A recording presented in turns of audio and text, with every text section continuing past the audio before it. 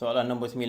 Raja 9 menunjukkan dua sektor bulatan OTSR, iaitu sektor yang besar. OTSR, sektor yang besar. Okey. Dan OPUQV.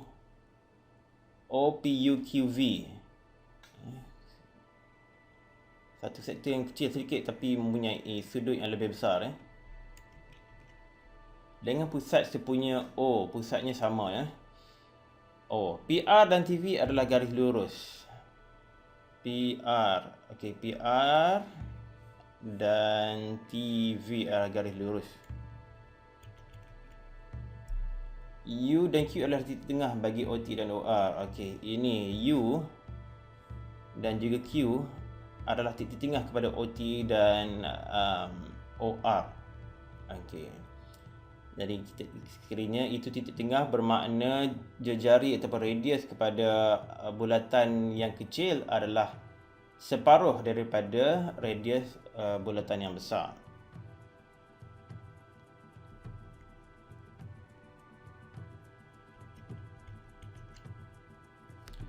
OV adalah 7 cm. Okey. Radius OV, radius kepada bulatan yang kecil adalah 7 cm. Bermakna radius bulatan yang besar adalah berapa? Adalah 14 cm. Kerana apa? Kerana U dan Q adalah titik tengah. Jadi disebabkan itu titik tengah, mana radius untuk bulatan yang kecil adalah separuh daripada radius untuk bulatan yang besar. Sekiranya 7 cm adalah radius untuk bulatan yang kecil, maka 14 cm adalah radius untuk bulatan yang besar. Dan kita akan menggunakan pi sebagai 22/7.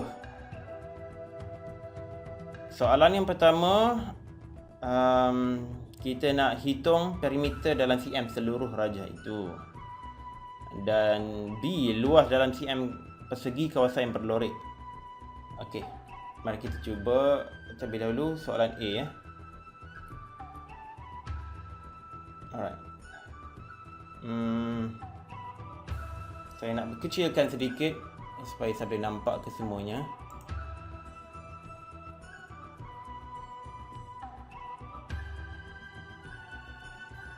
Okey.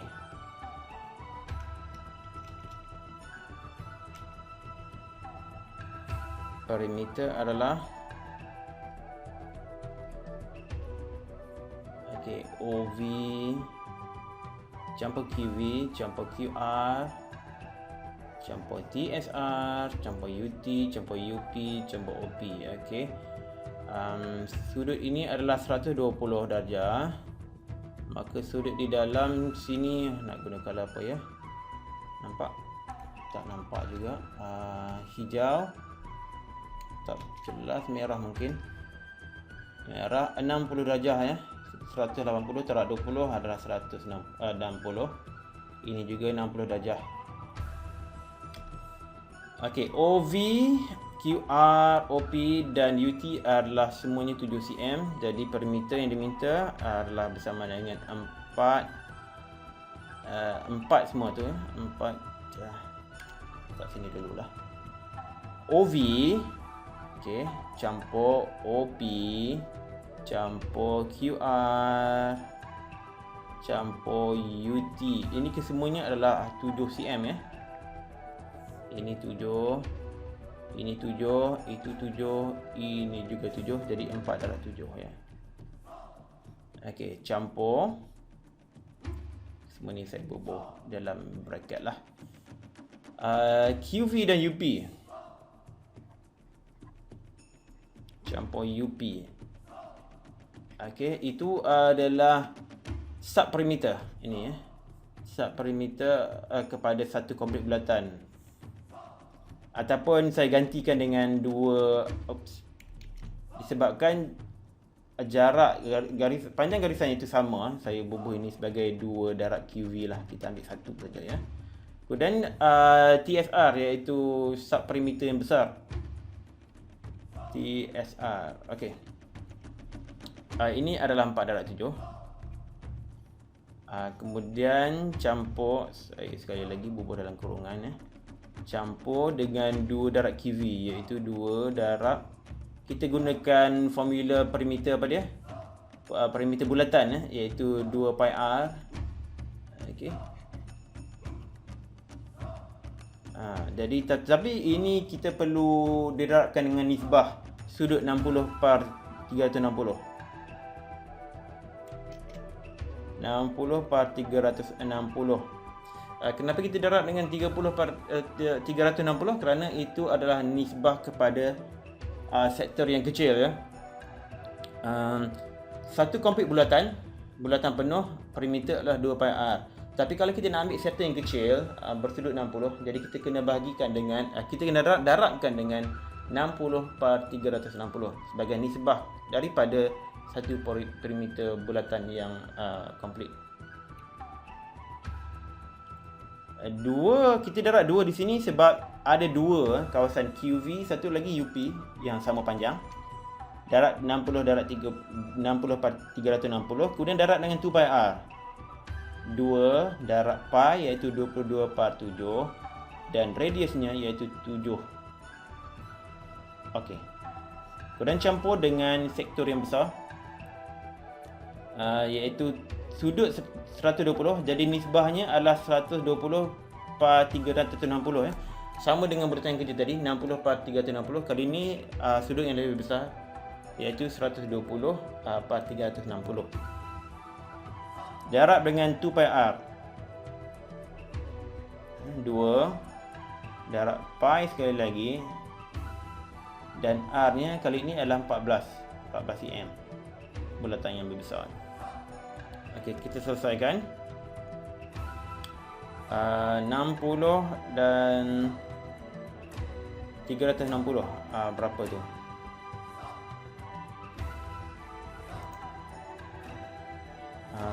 1/6 ya, 1/6. Ya.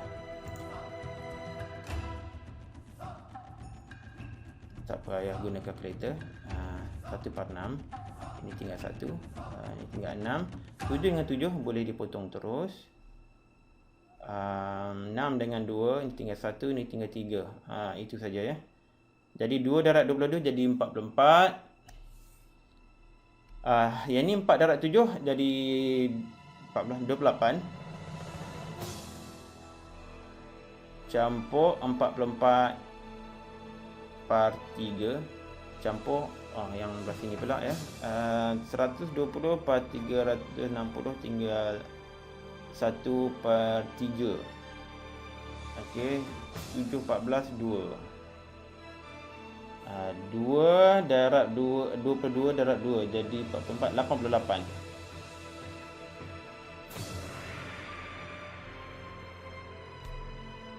Guna kalkulator. 28 campur 44/3 campur 88/3. 72 cm. Itu jawapan dia.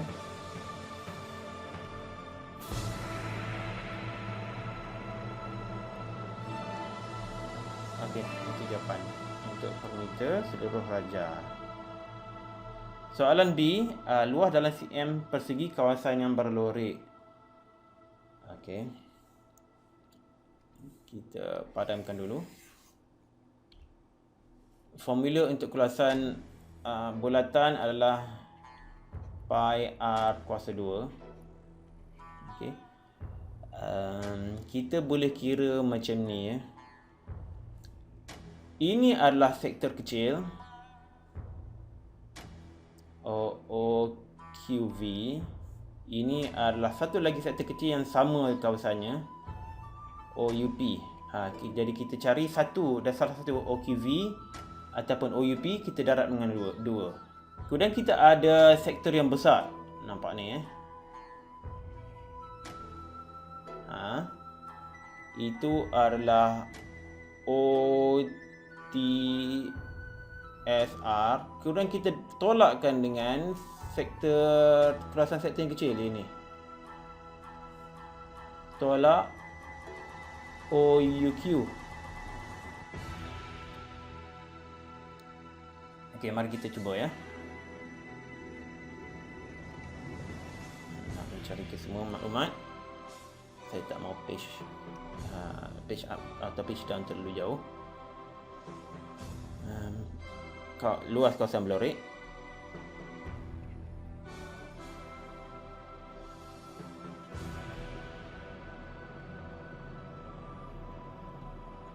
Bersama dengan OUP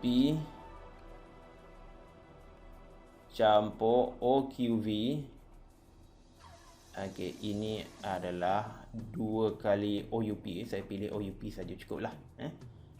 Campur OTSR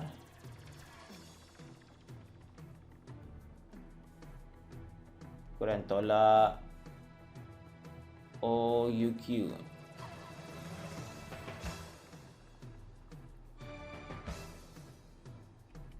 Okay, macam mana nak cari OUP? Kita guna pi r² sebagai formula. Kemudian kita darabkan dengan sekali lagi dengan 60/360. Kerana sudut QUV adalah 60. Dua dalam sebab ada dua kawasan sektor itu. Darab dengan ratio nisbah 60/360. Darab dengan pi r². Pi adalah 20/7. R adalah 7. Kuasa 2. Okey, itu. Kemudian sektor yang besar campur dengan nisbahnya ya, iaitu 120/360 darab dengan pi r², iaitu 22/7 campur darab dengan 14 kuasa 2. Okey, kemudian kita tolak dengan sektor kecil OUQ, iaitu nisbahnya iaitu 120/360 juga. Darab dengan pi iaitu 22/7. Darab dengan radiusnya, radius kecil iaitu 7 7 kuasa 2. Okey.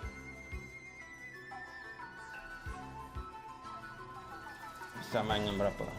Alright. Ini 1, yang ini tinggal 6.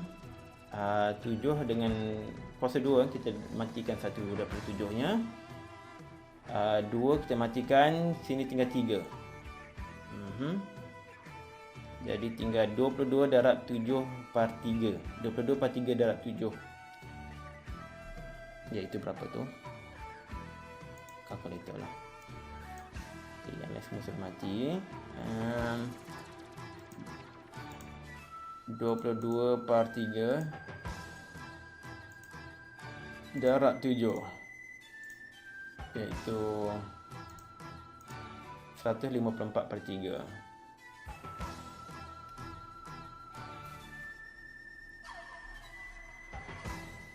Okay, campur.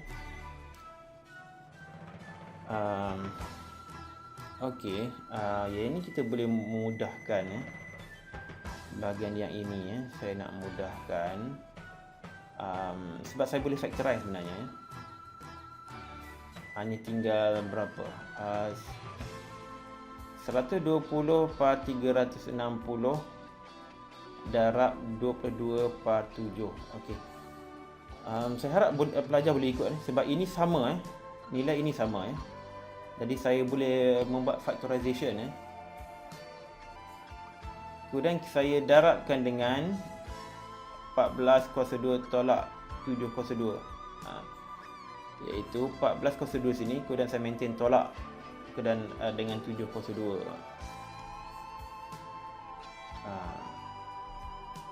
Berapa jawapannya? Guna kalkulator. Sekali lagi. Saya kira 14 kuasa 2 tolak 7 kuasa 2 dulu. Tinggal berapa? 147 yang lainnya ini tinggal 1, ini tinggal 3. Okey, jadi 1/3 di situ. 147 darab 22/7 darab dengan 1/3. iaitu 154. Okey. 154. Jadi jawapannya 154 campur 154 per 3. 154 campur 154 per 3. Iaitu 205 1 per 3.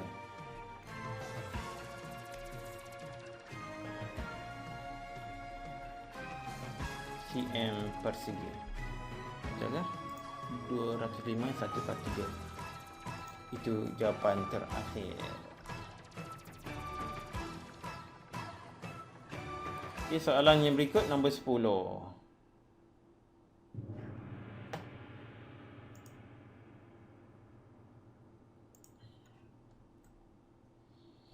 Jadual 10 menunjukkan bilangan murid bagi sekumpulan murid dalam kelas 5 alpha dan 5 beta yang layak menerima bantuan voucher tuition. Okey. Tengok jadual. 5 alpha ada 4 lelaki, 6 perempuan, 5 beta adalah 5 lelaki dan 3 perempuan. 2 orang murid dari kumpulan ini dipilih secara rawak.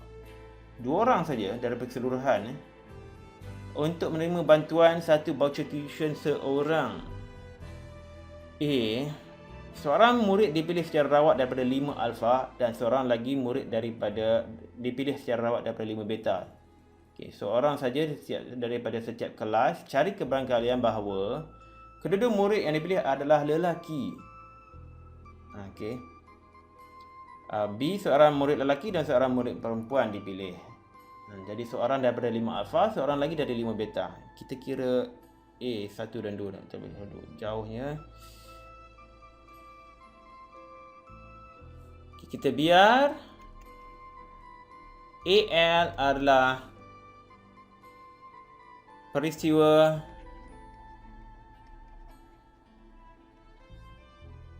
peristiwa 5 alpha lelaki terpilih.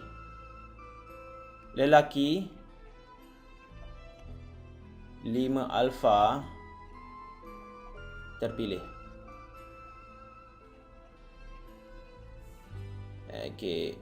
AP pula ialah peristiwa perempuan. 5 alpha terpilih. Kemudian BL sebagai peristiwa lelaki, 5 alpha terpilih. Bukan 5 alpha. Tetapi 5 beta.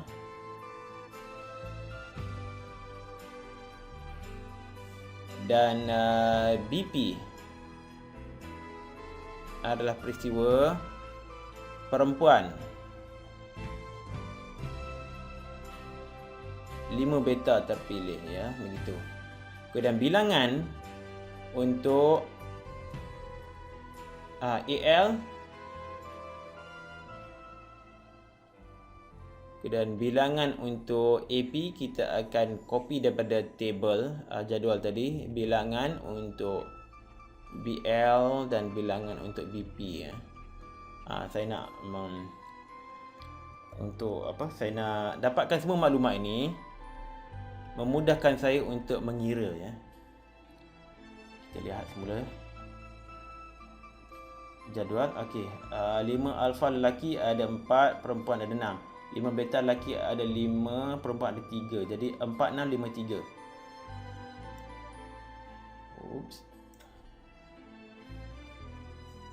4, 6, 5, 3.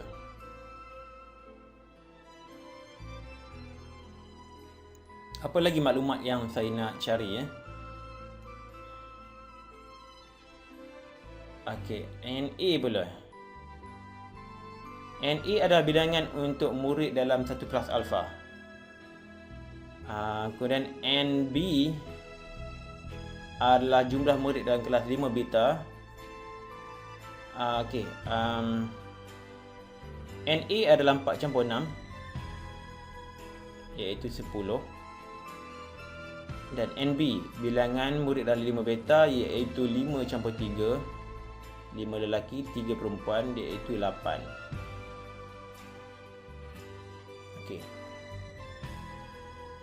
Itu maklumat ya. Saya nak jawab di sinilah ya. Buat garisan. Soalan nombor 1. Apa soalannya sekali lagi? Kedua-dua murid yang dipilih adalah lelaki. Seorang murid dipilih daripada setiap kelas. Dan soalan yang pertama, dua-dua murid adalah lelaki. Jadi dia nak probability untuk satu dari AL, satu dari apa? Dari kelas 5 alpha lelaki dan satu dari BL, iaitu 5 beta lelaki.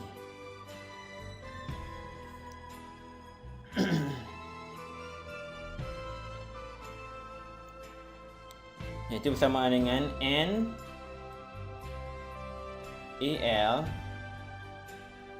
bilangan 5 alpha yang lelaki didarabkan dengan NA.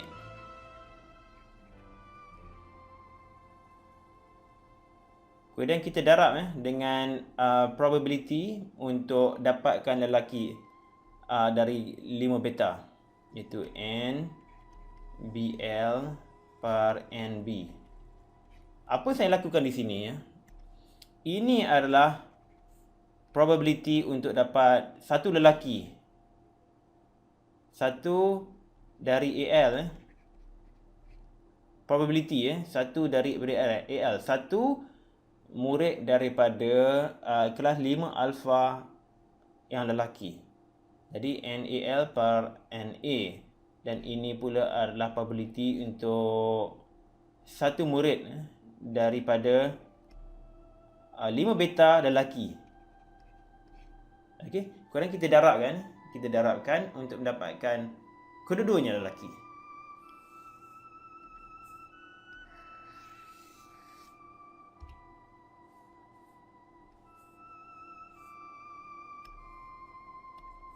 Iaitu AL iaitu 4/10. Dah ketahui NAL adalah 4, NA adalah 10. Darab dengan NBL adalah 5 dan NB iaitu 8. Jadi guna kalkulator. 4/10 darab 5/8 iaitu 1/4.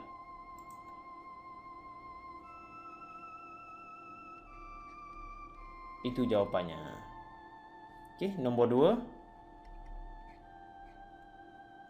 Soalan untuk nombor 2 iaitu seorang murid lelaki, seorang lagi murid perempuan.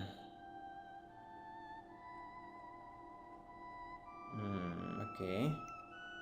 Jadi probability untuk satu lelaki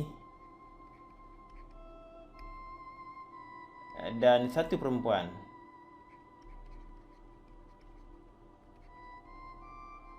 Wow, okey, macam mana pula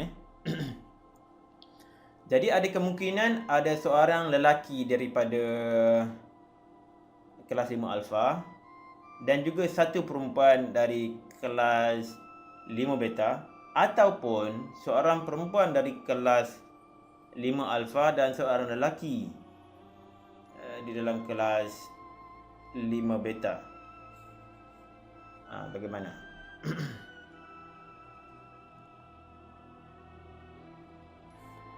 Jadi saya boleh tulis secara formula probability-nya begini Satu dari AL atau 5 alpha lelaki dan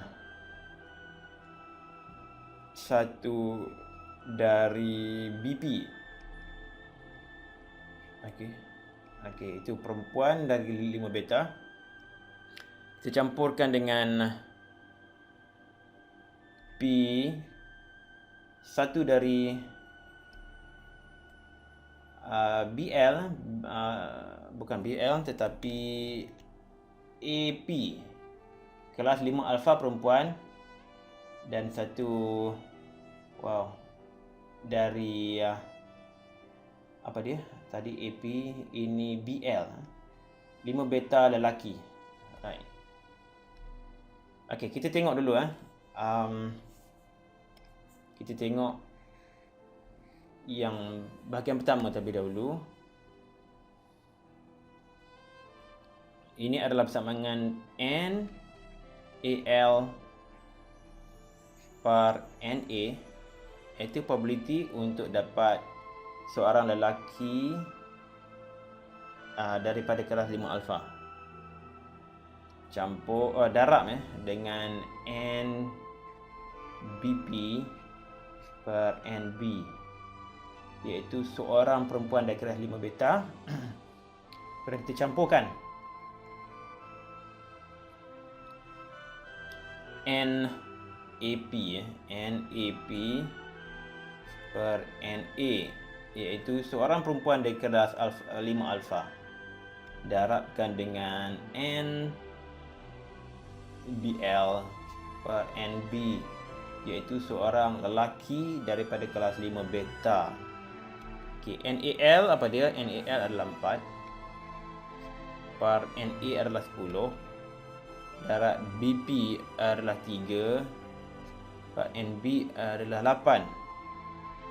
Campur NAP adalah 6. Panjang stepnya dan banyak calculation, mungkin buat silap Jadi kita kena semaklah. NA adalah 10, darab NBL adalah 5 per NB adalah 8. Okey, betul ya.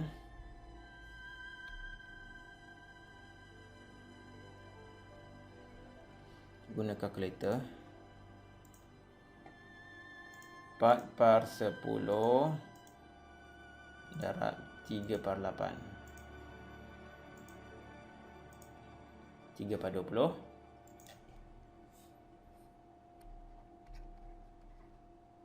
Campur 6 per 10 darab 5 per 8. 3 per 8.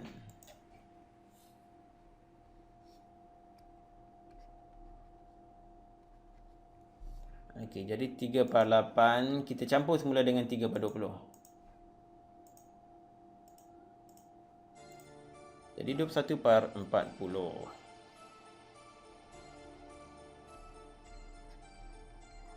Itu jawapannya. Okey. Pengiraannya agak panjang dan mungkin sedikit mengambil masa. Saya mengambil masa di sini kerana saya cuba untuk menjelaskan cara penyelesaiannya. Tetapi dalam kertas peperiksaan nanti, kita hanya perlu organize kita punya pemikiran dan jawab sepantas-pantasnya. Jangan ambil masa sepanjang yang saya ambil tadi. Ya. Sekiranya ada step di sini yang tidak difahami, saya nasihat sekali lagi, undurkan semula video ini dan mainkan berkali-kali sebanyak mana yang pelajar mahu. Okey. Kita teruskan dengan soalan B. Soalan B. Seorang murid dipilih secara rawak daripada murid lelaki dan kemudian seorang murid lagi secara rawak daripada murid perempuan. Cari keluargaan bagi kedua peserta yang dipilih adalah kelas yang sama. Wow, okey. Kita kumpulkan lelaki, kita kumpulkan perempuan. Tak kira kelas dari 5 alfa atau 5 beta. Kemudian kita cari kepangkalian. Dua peserta itu adalah daripada kelas yang sama. Sama ada kedua-duanya dari 5 alfa atau kedua-duanya daripada 5 beta. Jadi sekarang kita perlu lihat informasi yang apa yang kita nak. Okey, kita perlukan lagi informasi nak tambah di sini. NL iaitu bilangan pelajar lelaki. Lelaki berapa? 4 di sini dan 5 di sini. Jadi 4 campur 5 iaitu 9. Kemudian NP samaan dengan 6 campur 3 iaitu 9 juga. Ada 9 lelaki, ada 9 perempuan. Jadi kita ambil seorang daripada lelaki dan seorang daripada perempuan. Kita tengok apa probability untuk dapatkan kedua-dua tu daripada kelas yang sama.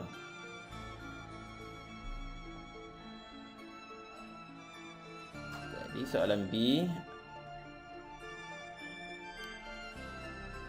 dapat seorang dari kita nak kedua-dua tu dari kelas sama. Jadi satu dari AL, alfa lelaki, dan satu dari BL, AP. Apa yang berlaku sini, saya nak cari probability yang kedua-dua murid itu daripada kelas 5 alfa. Kemudian campur dengan probability untuk dapat satu dari BL dan satu dari BP. Ini pula adalah probability untuk dapat kedua-duanya daripada kelas 5 beta. Jadi bersamaan dengan dapat lelaki iaitu NAL per NL. Daripada kelas 5 alfa lelaki, kita par dengan bilangan lelaki.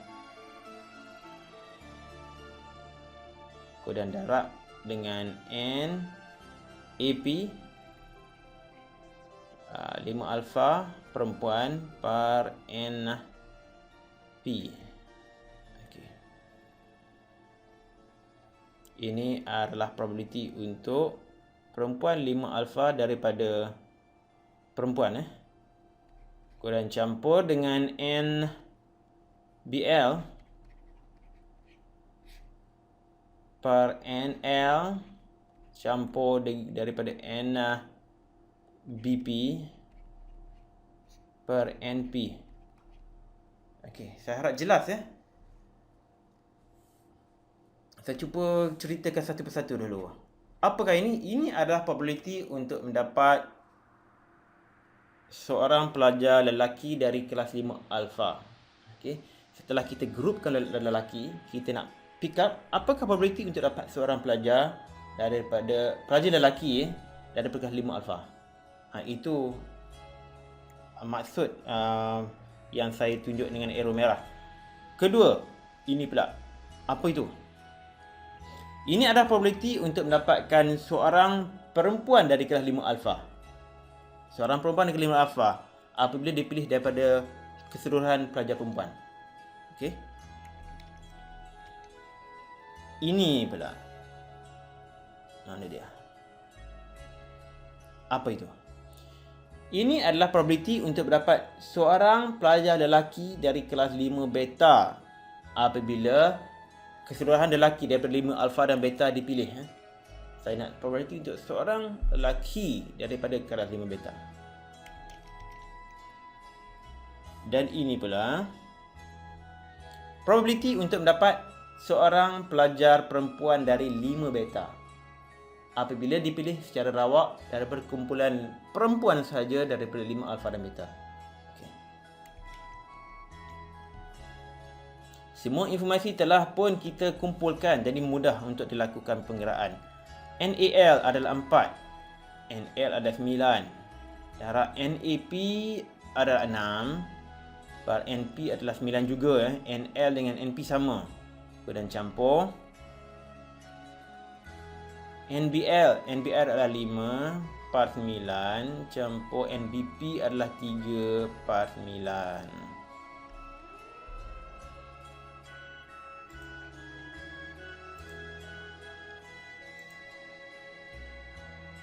4 per 9 darab 6 per 9 8 pada 7.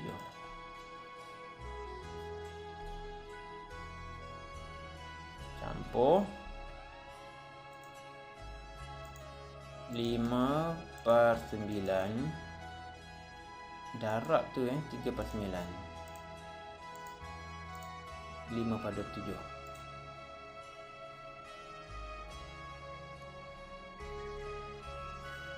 Okey. Itu darab sebenarnya, bukan campur ya. Jangan buat silap ya. Okay, dan kita campurkan 5/7 ni kita campur dengan 8/7. 8/27. Iaitu 13/27.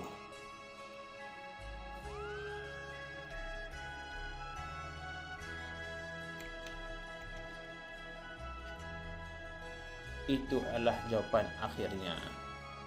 Jadi selesai sudah soalan nombor 10. Kiranya tidak faham, ulang semula. Kita lihat soalan yang ke-11. Saya rasa saya akan buat 3 soalan saja untuk video kali ini ya, sebab ia mengambil masa yang agak panjang. Raja sebelah menunjukkan graf laju masa bagi pergerakan satu zarah dalam tempoh 40 saat. Kita analyse dulu ya. Okey, 40 saat. Ini graf time dengan hal laju. Pada time kosong sehingga 15, hal lajunya adalah, ini bukan hal laju tapi laju adalah U. Okey, itu adalah laju daripada kosong ke 15. Kemudian dari 15 ke 24 ada berlaku acceleration, pecutan daripada U sehingga ke 35. U pecut sehingga 35. Kemudian antara 24 ke 40, 35 terus di-accelerate menjadi kosong perlahan ya. Itu analisa. Soalan A, nyatakan tempoh masa dalam saat yang mana zarah bergerak dengan laju seragam. Laju seragam mudah sajalah kan.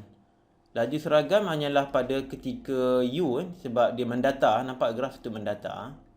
Tidak ada calculation, tidak ada pengiraan yang perlu dilakukan sini, iaitu daripada 0 ke 15. Sudah tentu jawapannya 15. Jadi ini mudah. Jawapan untuk A adalah 15 saat. Mana jawapan dia? Jawapan okey di sini. A, jawapannya 15 saat. Okey, itu jawapan untuk A. B, hitung kadar perubahan laju zarah dalam meter per saat. Kuasa 2. Ya, perubahan laju zarah, change of speed dalam 16 saat yang terakhir. 16 saat yang terakhir tu yang mana satu? 14 tolak 24, 16 kan? Ini ya. 16 saat kan? 40 tolak 24. Betul lah. Okey, 16 saat yang terakhir. Iaitu apabila dia kelajuannya berkurang daripada 35 kepada 0. Jadi 0 tolak 35 bagi 16 saat. Itu cara pengiraannya ya, untuk mencari perubahan laju. 0 tolak 35. Bukan 35 tolak 0 sebab sekarang ni dia perlahan.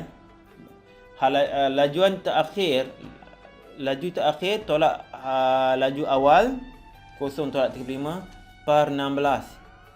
Itu masa yang diambil untuk dia kurang daripada 35 jadi 0. Iaitu tolak 35 per 16. 35 per 16 bagi 16 berapa? Okey, 21,875. Jawapannya sama ada kita boleh tulis dalam bentuk pecahan ataupun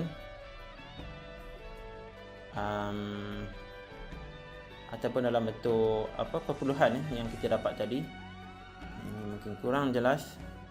1/16. Bolehlah. Ataupun tolak 21,875.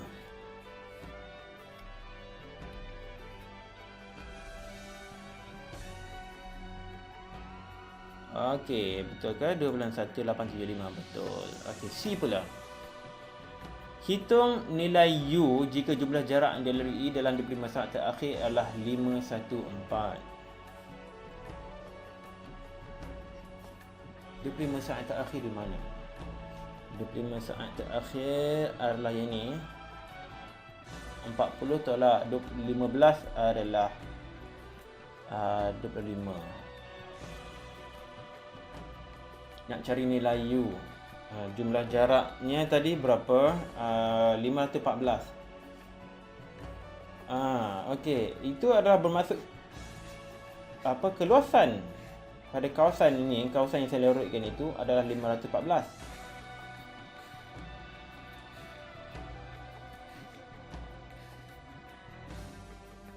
Okey, keluasannya adalah 514. Kita lihat graf ini adalah graf laju. Laju dan masa Apabila kita darabkan laju dengan masa, laju sama ada dia berubah ataupun tidak berubah.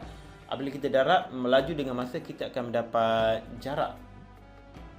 Jadi apabila informasi diberi jarak 25 saat yang terakhir adalah 514 meter, jadi apa yang perlu kita buat ialah kita cari keluasan graf. Kerana keluasan graf itu adalah 514. Okey.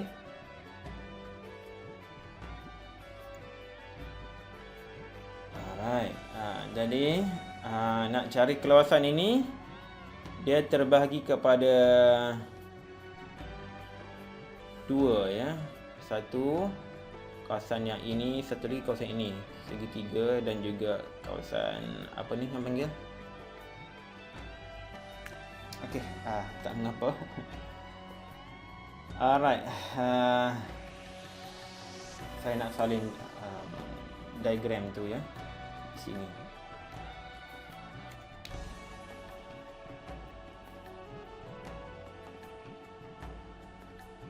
Lebih kurang kita campurkan dengan segitiga.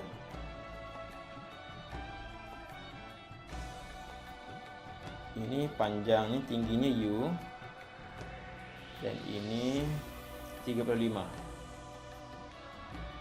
Dan ini pula berapa saat? 24 tolak 15 iaitu 9.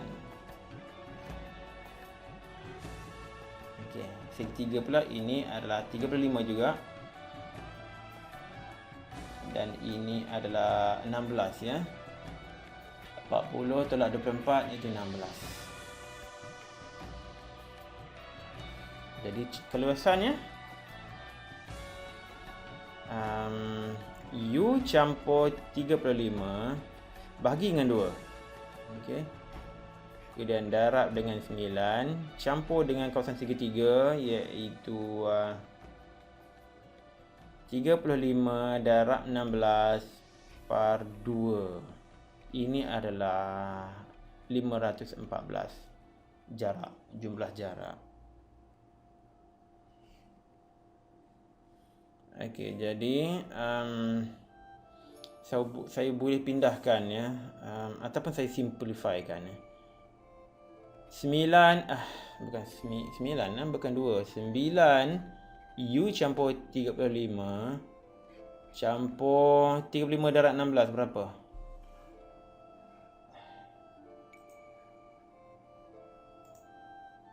(35 darab 16) 560.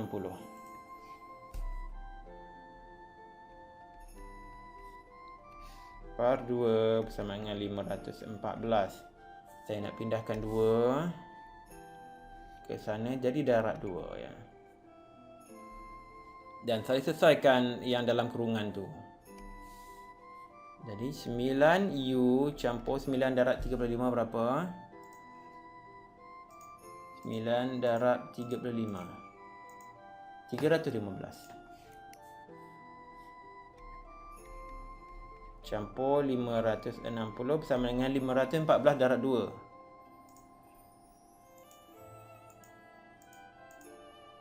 Darab 2 1028.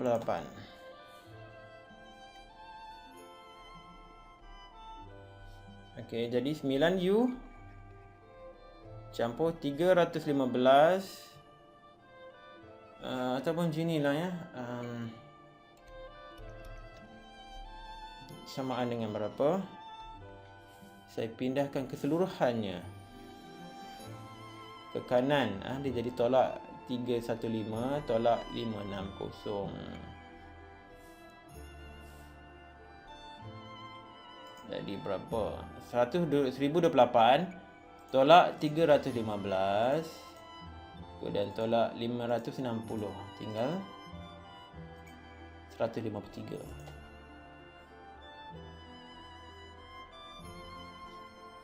Okey, nak cari nilai U, kita bawa 9 di sini, jadi dia bagi 9. U adalah 153 par 9. 153 bahagi 9, iaitu 17. U adalah 17 meter sesaat, kerana itu adalah satu kelajuan. Okey, siap sudah soalan yang ke-11. Saya hanya buat 3 soalan saja untuk video kali ini. Saya dah sebut sebelum ini, saya nak buat 4 soalan dalam satu video. Tetapi oleh kerana masa yang diambil agak lama, saya buat 3 video saja, 3 soalan saja ya. Dan soalan yang ke-12 sebenarnya adalah section kedua dalam soalan kertas 2 ini ya. Jadi kita bertemu lagi dengan video yang keempat ya, untuk soalan yang ke-12 dan seterusnya. Bye bye.